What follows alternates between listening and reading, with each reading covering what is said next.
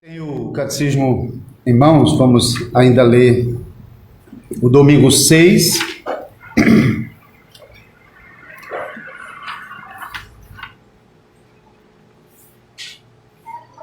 Vamos prestar atenção à doutrina que está sendo ensinada aqui no Dia do Senhor 6.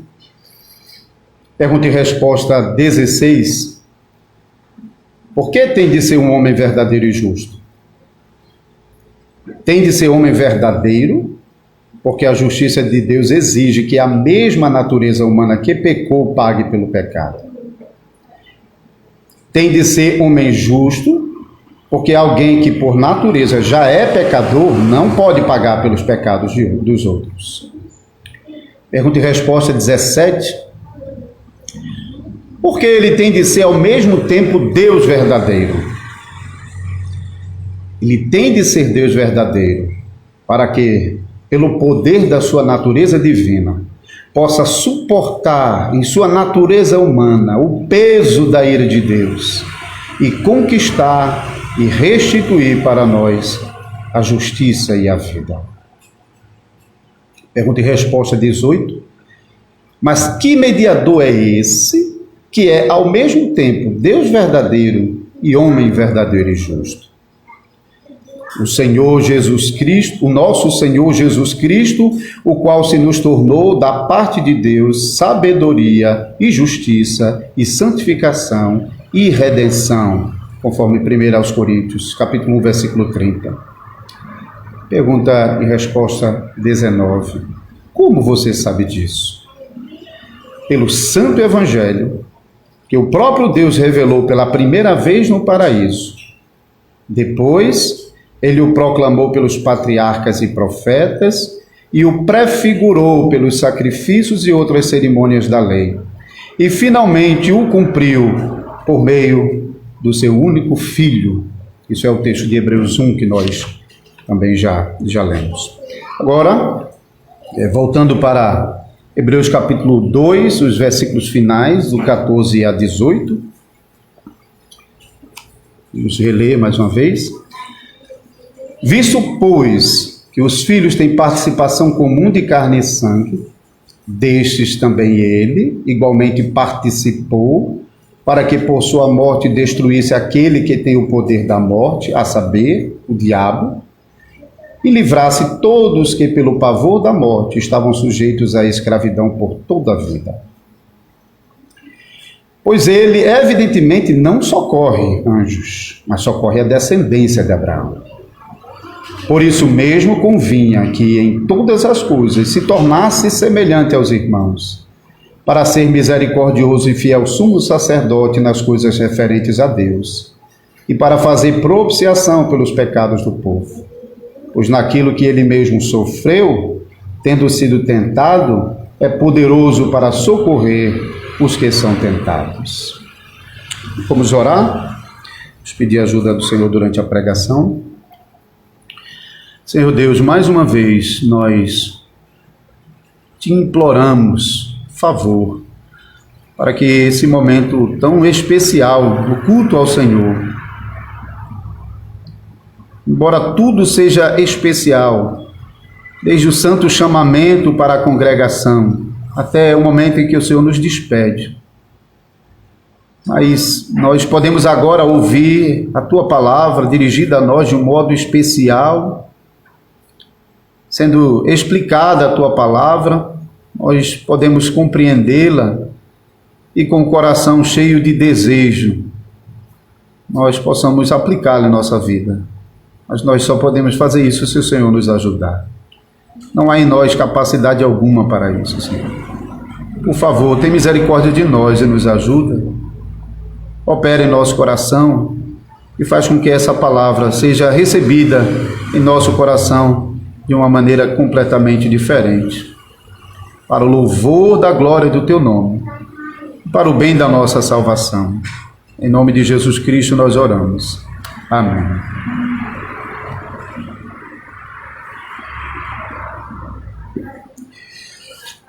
Amada congregação do Senhor Jesus Cristo, o domingo passado, domingo 5 do Catecismo de Heidelberg, já nos ensinou que nós precisamos de um Salvador que seja Deus e homem. Os irmãos ouviram a pregação no domingo anterior.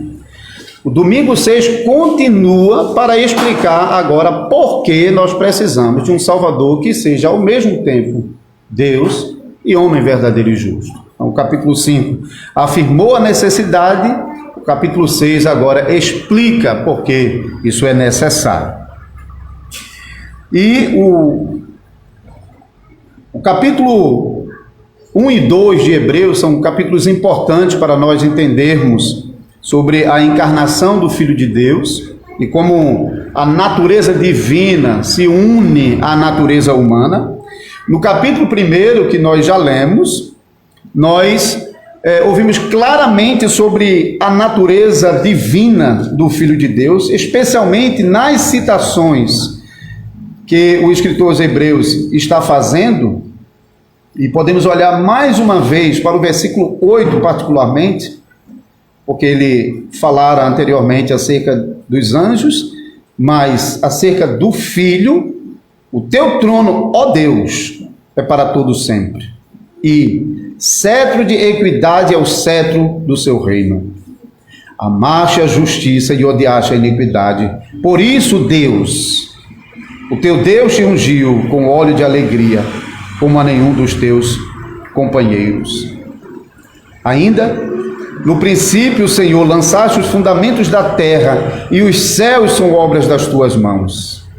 Eles perecerão, tu, porém, permaneces. Sim, todos eles envelhecerão qual vestido. Também qual manto os enrolarás, e como vestidos serão igualmente mudados. Tu, porém, és o mesmo, e os teus anos jamais terão fim. Então, o capítulo 1 claramente estabelece a natureza divina do Filho de Deus. Mas, o capítulo 2 prossegue agora para nos ensinar que a sua natureza divina encarnou, a sua natureza divina assumiu a nossa natureza humana. Então, aquele que é o Filho de Deus, que estava com Deus, que era Deus, como disse o apóstolo João, aquele que é antes de todas as coisas, que criou todas as coisas e sustenta todas as coisas, como lemos em Colossenses capítulo 1, esse mesmo encarnou. Jesus, quando estava na glória eterna, ele não se negou a deixar o trono da majestade nas alturas para vir a esse mundo, para experimentar a vida dos homens. Ele abriu mão da sua glória celestial e se vestiu de humilhação, se vestiu com o nosso corpo, assumindo a natureza humana com todas as suas limitações. E os versículos finais de Hebreus, capítulo 2, nos coloca precisamente nesse ponto para nos ensinar sobre a natureza e o propósito da encarnação do Filho de Deus. Primeira parte desse versículo 14 nos diz: visto, pois, que os filhos têm participação comum de carne e sangue, destes, na carne e no sangue, também ele igualmente participou, para que por sua morte destruísse aquele que tem o poder da morte, a saber, o diabo. Nós sabemos que Jesus não teve um pai terreno. Jesus, ele foi concebido pelo poder do Espírito Santo, nasceu da Virgem Maria, conforme nós confessamos no credo.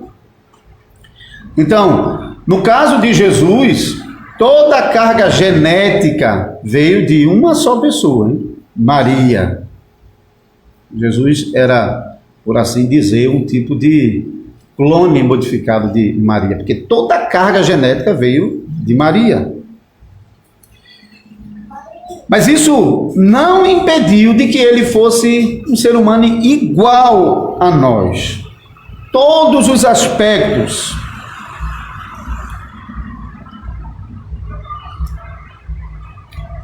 Quando nós cristãos hoje estamos lendo sobre a doutrina do Filho de Deus, para nós pode parecer óbvio que Jesus é Deus. Acho que não contestamos essa verdade. Nós a recebemos com alegria, cantamos, celebramos o fato de que Jesus é o eterno Filho de Deus.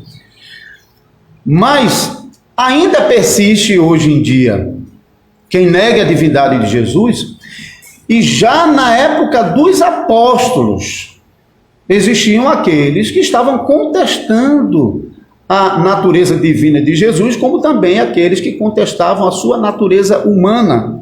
Então, tanto uma negação quanto a outra é igualmente perniciosa para a igreja, porque nega as verdades necessárias sobre a nossa salvação. Como nós somos salvos? Por quem nós somos salvos? Então, a igreja antiga teve muito trabalho com as tentativas de explicar o relacionamento entre as duas naturezas do Salvador, e devemos reconhecer que isso não é tarefa fácil. Realmente não é fácil para nós entender uma coisa que não existe no mundo dos homens. Alguém que seja Deus e homem nunca existiu, nem antes e nem depois dele. Então, de fato, é uma situação muito difícil. E muitos homens, até mesmo alguns homens piedosos na igreja antiga, na tentativa de explicar o relacionamento entre as duas naturezas do Salvador, criaram todo tipo de heresia. De um lado, alguns negando que ele era verdadeiro Deus, do outro lado, negando que ele era verdadeiro homem. Sobre a negação de que ele era um verdadeiro homem, quero tocar mais nisso para falar da obra salvadora de Jesus na cruz. Houve vários grupos, várias heresias que deformavam a verdadeira natureza humana de Jesus, a plena natureza humana de Jesus. Uns substituíam a alma humana de Jesus pelo Logos divino, então era uma natureza humana sem uma verdadeira alma humana. Outros falaram sobre uma mistura. Outros falaram sobre uma combinação para surgimento de uma nova natureza. Todas essas coisas negavam que Jesus era igual a nós. Porque nós temos uma alma humana, nós não somos misturados com o divino e nós não somos uma raça diferente. Existia um grupo em especial, chamado docetistas. Eles eram um grupo de filósofos, mas que, tendo contato com a religião cristã, eles conseguiram perceber na religião cristã alguns pontos de contatos com a filosofia platônica que eles adotavam, e então muitos deles acabaram aderindo ao cristianismo, porém sem negar os seus pressupostos filosóficos. Esse grupo dos docetistas, eles afirmavam que Jesus era apenas uma aparência humana. Você olhava, estava lá, olhando assim, parece mesmo ser gente, mas não era gente de verdade. O pano de fundo para essa afirmação deles, em primeiro lugar, é porque eles não conviveram com Jesus, para ver que era de verdade. Segundo, eles tinham um pressuposto de que a matéria, talvez vocês já ouviram isso, a matéria é inerentemente má. Uma vez que a matéria é inerentemente má, Deus não pode realmente ter encarnado, ter se tornado matéria. Isso seria incompatível, segundo a filosofia. Para eles, a salvação, na verdade, era um tipo de libertação da matéria. O que era a salvação? Era Deus vir e nos tirar desse mundo material para o mundo espiritual. Talvez quem leu Platão, talvez logo reconhece esse dualismo, hein? Isso era a influência desse grupo. Então, para eles, Deus sofrendo na cruz de verdade como homem, isso não combinava, não funcionava não. Então aquilo era, na verdade, uma aparência. E o termo docetista, que dava nome a esse grupo, veio justamente do verbo grego que expressa isso, dokel. Então, eles eram chamados pelo grupo que ensinava que todas as coisas boas nesse mundo são apenas aparência.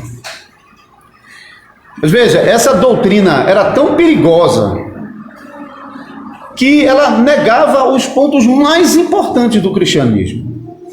Quando nós pensamos sobre a pregação apostólica, nós pensamos principalmente sobre o quê? A morte de Jesus e a ressurreição de Jesus. Eles negavam as duas coisas. Porque se Jesus não era real e não morreu de verdade, logo não há uma ressurreição de verdade. O que há é um símbolo, uma imagem, que vale muito mais na expressão de fé do que em sua realidade. O mundo, depois dessa época, reproduziu esse falso ensino de maneiras diferentes, mas continuou ensinando que, negando muitos milagres da Escritura, ensinando que tudo era mito. E ainda existem muitos teólogos liberais que continuam afirmando a mesma coisa. Não é nem importante acreditar que aquilo era real. O que importa é a mensagem, e desconecta a mensagem da realidade. Mas então você fica com essa mensagem sem uma realidade, e que, portanto, toda a sua esperança termina na sepultura, porque não há realidade. Agora imagine, irmãos, se para nós já é difícil, imagine para os apóstolos que conviveram com Jesus, comeram com Jesus, tiveram contatos com Jesus. Imagine para um apóstolo ouvir um doido que nunca teve contato com Jesus e que está fortemente influenciado pela filosofia pagã, afirmar que Jesus não existia. Imagine dizer isso para os apóstolos. Que angústia não era para os apóstolos ver as pessoas acreditando nisso na rua, enquanto que eles tocaram em Jesus. Pensem sobre o apóstolo João, aquele que a Bíblia diz em João 13:25 que ele recostou a cabeça no peito de Jesus. Se ele tivesse recostado a cabeça no ventre, ele tinha caído no chão. Jesus era real. Os apóstolos tiveram toda a prova disso. Para eles era uma loucura absurda. Como é que alguém pode afirmar que Jesus não era de verdade? E como podem as pessoas acreditarem nisso?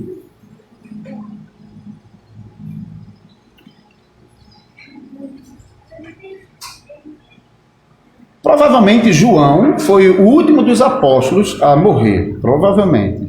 E, geralmente a morte dele é colocada no final do primeiro século até início do segundo século, ou seja, depois do ano 90, talvez até depois do ano 100. Então ele viveu bastante para enfrentar muita coisa. E conta uma história que uma vez João estava em Éfeso e boa parte da vida apostólica de João, depois da ressurreição de Cristo, os apóstolos se espalharam, se deu em Éfeso. E estando em Éfeso, conta a história que uma vez ele foi para às vezes a palavra usada é termas, mas não tem nada a ver com aquilo que hoje muitas vezes é falado por termas. Era o lugar de banho, eram os lugares, os chafarizes, que os mais antigos aqui provavelmente chegaram a tomar banho de chafariz nas praças públicas, porque não tinha fornecimento de água em todas as casas, então tinha os locais onde se tomavam banho. E diz que uma vez João foi para um desses lugares para tomar banho, um prédio. Caminhoneiro sempre tem esses nos postos de gasolinas, esses lugares de banho. E quando João estava nesse lugar de banho, ele ouviu dizer que Cerinto também estava ali naquele mesmo lugar tomando banho. João se vestiu novamente e saiu correndo, gritando: saiam desse prédio, porque esse prédio vai cair na nossa cabeça, porque tem um louco entre nós. Isso é a reação de João para alguém que dizia que Jesus não era de verdade. Que Cerinto era um dos filósofos convertidos ao cristianismo que estava disseminando essa heresia. Para João isso era uma coisa tão perniciosa que saia de perto dele, porque o juízo de Deus está perto sobre essas pessoas. E ele saiu feito um doido gritando: saiam desse lugar. A encarnação do Filho de Deus, irmãos, é uma verdade tão poderosa, tão real, mas também tão importante para a igreja de Jesus Cristo, que negá-la é um completo absurdo. Precisamos manter essa doutrina de pé a todo custo, porque se essa doutrina cai com ela todo o cristianismo. Jesus, verdadeiro Deus, verdadeiro homem.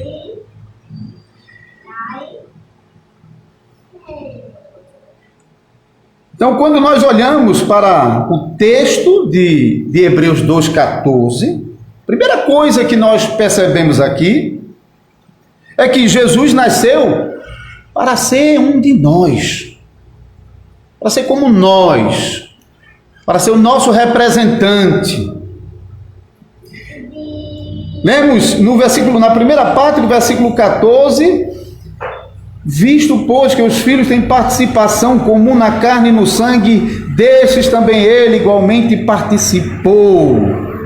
Jesus participa da nossa natureza humana, ele carrega na sua natureza humana que tomou de nós as marcas daquilo que nós somos. Ele recebeu um corpo como o nosso, ele recebeu uma alma como a nossa, ele é igual a nós em tudo, exceto que ele não pecou. Ele era justo em todos os aspectos. Nunca cometeu um pecado, nem herdou a corrupção. Jesus viveu e morreu como um homem justo sobre a terra, experimentando as fraquezas comuns da natureza humana, experimentando o ambiente hostil no momento do seu nascimento, sendo tentado no deserto, sofrendo desprezo dos seus irmãos, sentiu dor,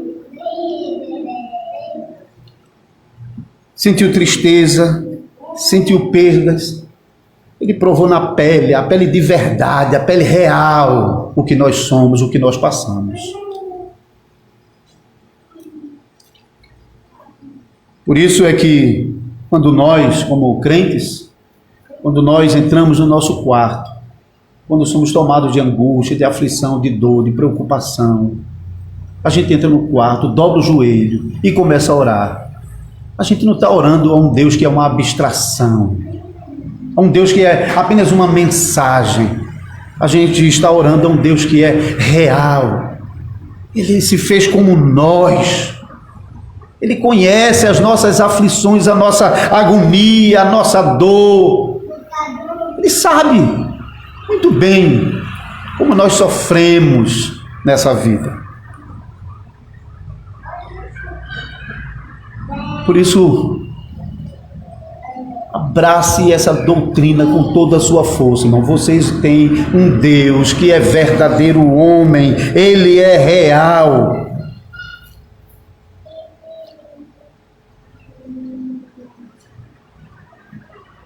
Jesus era homem igual nós, mas sendo justo, por sua justiça podia justificar a muitos. Jesus, sendo justo, foi capaz de obedecer a lei de Deus em todos os seus aspectos, em todas as suas profundidades. Nunca o mundo conheceu um homem justo como Jesus. Nunca a humanidade encontrou alguém capaz de cumprir a lei de Deus. Nunca a humanidade encontrou um substituto para pecadores como nós. Se Jesus não tivesse encarnado, se o Filho de Deus não tivesse encarnado, vocês estariam todos perdidos, irremediavelmente perdidos. Mas Jesus nasceu, e porque ele nasceu, ele pôde, como um homem, obedecer a Deus em tudo, e pôde também morrer por pecadores como eu e como você. Outra coisa que podemos dizer do texto de Hebreus que nós estamos analisando é que o Filho de Deus se encarnou com um propósito. Nós lemos já no final do versículo 14, para que por sua morte destruísse aquele que tem o poder da morte, a saber, o diabo, e livrasse todos que pelo pavor da morte estavam sujeitos à escravidão por toda a vida. Pois ele evidentemente não socorre a anjo, mas socorre a descendência de Abraão. Por isso mesmo convinha que em todas as coisas se tornasse semelhante aos homens, para ser misericordioso e fiel sumo sacerdote nas coisas referentes a Deus, e para fazer propiciação pelos pecados do povo, pois naquilo que ele mesmo sofreu, tendo sido tentado, é poderoso para socorrer os que são tentados. Jesus veio com propósitos.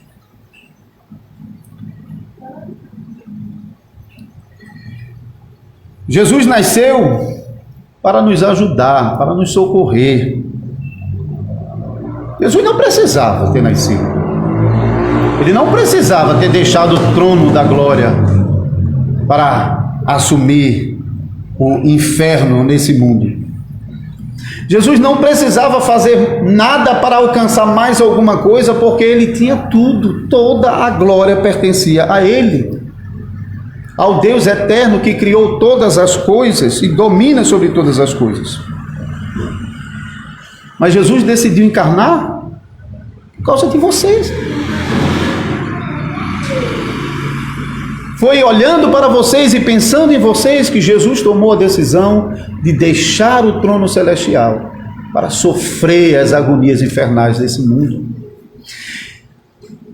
E ao aceitar o plano eterno para vir ao mundo e sofrer como um homem, ele sabia exatamente cada passo, cada sofrimento que ele experimentaria nos anos de seu ministério terreno, sua vida, especialmente durante os 3 anos de ministério e mais particularmente ainda nos últimos momentos da sua vida.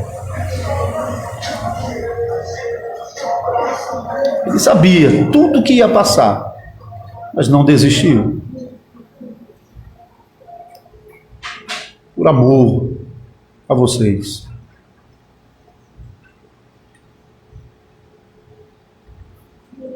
Jesus, a cada momento da sua jornada nesse mundo, ele sabia exatamente o que tinha que passar, e quando ele estava se aproximando da cruz, a agonia na sua alma foi tão grande, que em Lucas capítulo 22 nós lemos que ele começou a suar, e o suor de grosso que começava a pingar como se fossem gotas de sangue. Porque Jesus estava vendo a agonia que ele ia sofrer na cruz, mas ele não desistiu.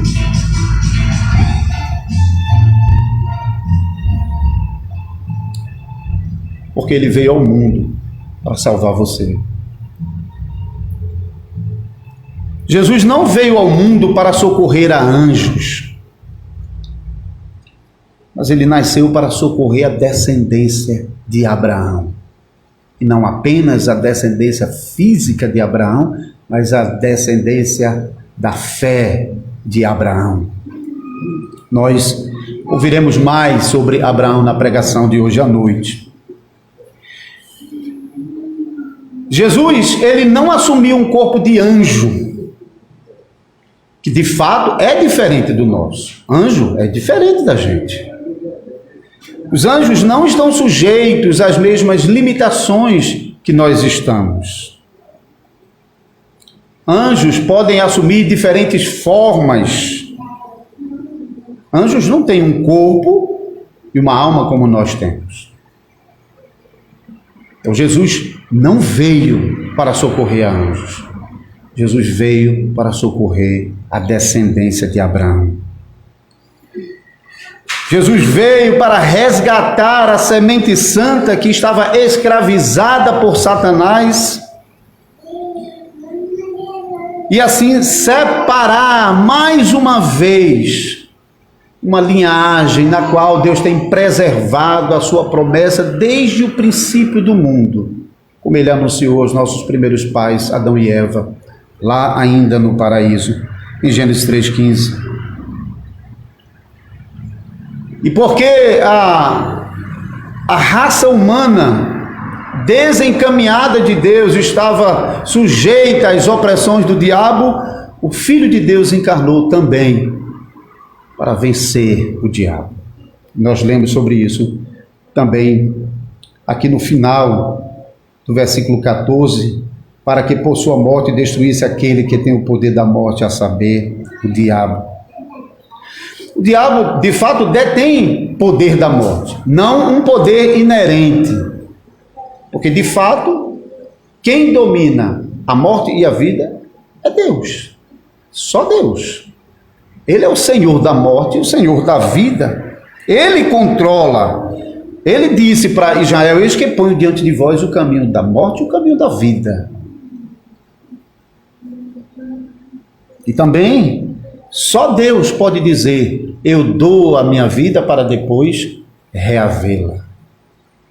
Mas, por causa da desobediência da raça humana, Deus deixou que a raça humana ficasse sujeita àqueles a que ela decidiu seguir em desprezo ao seu Criador.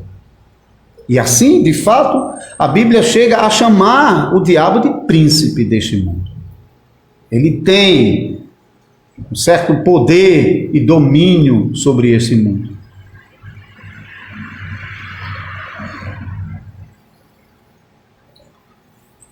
Por isso, irmãos e irmãs, também os visitantes que estão conosco nessa manhã, nós, pecadores, precisamos de um representante que seja igual a nós, que possa nos representar diante de Deus, que seja como nós, que tenha um corpo, que tenha uma alma como nós, mas ao mesmo tempo que seja justo, sem pecado, que obedeça à lei de Deus por nós e que possa morrer pelos nossos pecados.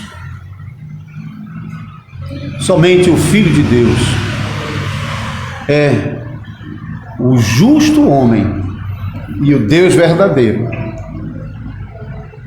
que pode cumprir a vontade de Deus, morrer pelos nossos pecados, sobretudo, ressuscitar da morte e fazer viver todos aqueles que estavam oprimidos pela morte, sob o domínio de Satanás. Ainda que fosse encontrado um homem justo na face da terra, capaz de obedecer a Deus, ninguém tem o poder para morrer e depois decidir voltar à vida. Só Deus pode fazer isso. Por isso é que o nosso Salvador não podia ser simplesmente um homem verdadeiro e justo, embora devesse ser. Mas precisava ser ao mesmo tempo Deus verdadeiro. Essa é a razão porque nós afirmamos: Jesus é verdadeiro Deus e verdadeiro homem. Muitas pessoas até confessam essa verdade e dizem: não, Jesus é verdadeiro Deus e verdadeiro homem, mas não pode compreender por que Jesus teve que ser ao mesmo tempo homem justo e Deus verdadeiro. Porque a ira de Deus derramada sobre a humanidade é tão pesada, que leva o pecador à morte. O pecador não pode sobreviver, subsistir diante de Deus, não pode, não consegue. Mesmo o mais justo dos homens desse mundo não pode suportar o peso da ira de Deus. Porque o peso da ira de Deus culminará na morte. E ninguém pode voltar da morte. Só Deus. E isso Jesus fez. Por mim, irmãos e irmãs. E por vocês. Jesus, o Filho de Deus, morreu, ressuscitou, e com a justiça que ele conquistou na sua morte e ressurreição, ele pode garantir para todos nós, pecadores que somos, o perdão dos pecados e a justiça eterna. Por isso, louvemos ao Senhor enquanto nós vivemos. Amém. Vamos orarmos. Ó Senhor Deus, obrigado, Senhor, porque nós precisamos ouvir, mesmo tendo lido e ouvido que o Senhor é Deus e que o Senhor encarnou para nos salvar dos pecados. Nós temos uma natureza tão fraca, Senhor, que nos esquecemos. Mostramos nossas fraquezas quando nós enfrentamos as adversidades da vida e começamos a recorrer de um lado para o outro às coisas desse mundo e nos esquecemos de que temos um Deus no céu que levou para lá a nossa natureza humana e lá está a destra da majestade nas alturas intercedendo por nós. Ó Senhor, tem misericórdia de nós. Ele é o nosso sumo sacerdote no céu, misericordioso, que conhece nossas fraquezas e intercede por nós. Por isso nós te louvamos, porque mais uma vez nós ouvimos essa mensagem. Por favor, nos anima com ela. Olha também para os nossos irmãos e irmãs que não podem estar conosco e que estão acompanhando a transmissão desse culto. E anima-os também, para que eles nunca se desesperem de Deus, mas que possam colocar todas as suas lamentações e tribulações e aflições e angústias diante do Senhor, na certeza de que o Senhor nos ouve. Obrigado e, por favor, nos abençoa mais uma vez com essa palavra, em nome de Jesus. Amém.